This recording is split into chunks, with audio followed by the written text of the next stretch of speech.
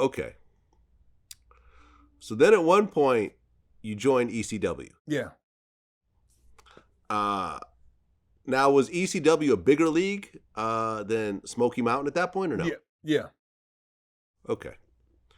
So you get called to join ECW, and how did the Smoky Mountain guys take to that?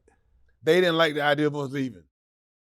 They was just like, Jack, don't go now. You know what I mean? And I was like, my run is almost up here. ECW is paying me a lot more money, so I'm gonna go ahead and go. So me and Jim Cornette, we kind of fell out at the time. We cool now, but we fell out at the time because I went on and jumped ship and went to ECW. Okay. So what was different about ECW than Smoky Mountain? ECW was nuts. I mean, it was like they would fly us in. We go to the hotel, go do a show. After the show, go back to the hotel, and all the fans would come down there to the bar with us, and we would just have a big ass party. You know what I mean? And I mean, it was nuts. It was more blood in ECW. Okay. And did your matches get more bloody when you joined ECW, or were you already kind of doing that in Smoky Mountain? No, they got bloody in ECW. Okay.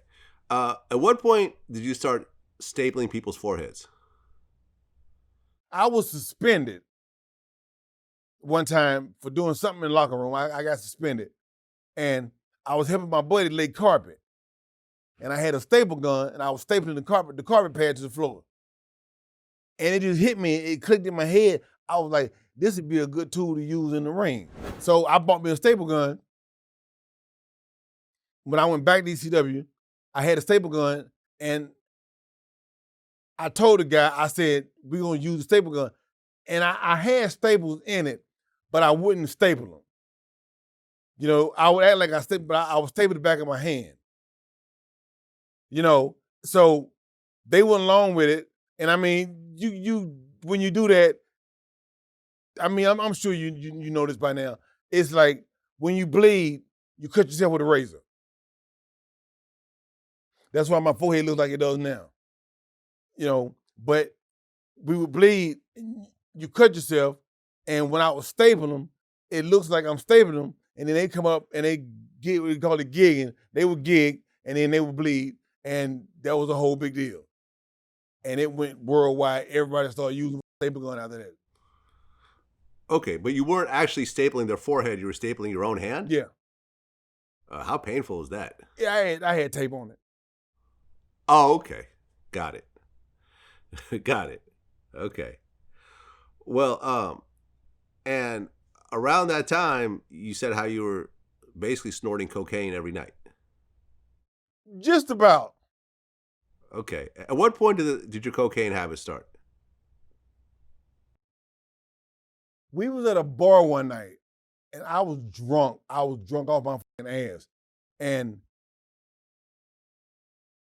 one of the pit bulls was at the bar, and Sandman's girlfriend was at the bar, and she was like, "New Jack, what's wrong with you?" And I said, I'm fucking drunk." And she was like, "You ever did coke?" And at the time, I was like, "No." She said, "Well, Pitbull got some coke he'll give you, and that'll bring your drunk down." So I was like, all right. So I went and tried it. And I was drinking the rest of that night up until the morning. You know what I mean? And I was like, it did work. And after that, I started snorting. Okay. And how bad did the habit get at one point? I was doing like an ounce a weekend. Okay. And to put it in perspective, how much does an ounce cost? About $1,200. So you had a 5,000 a month habit. Yeah. Okay.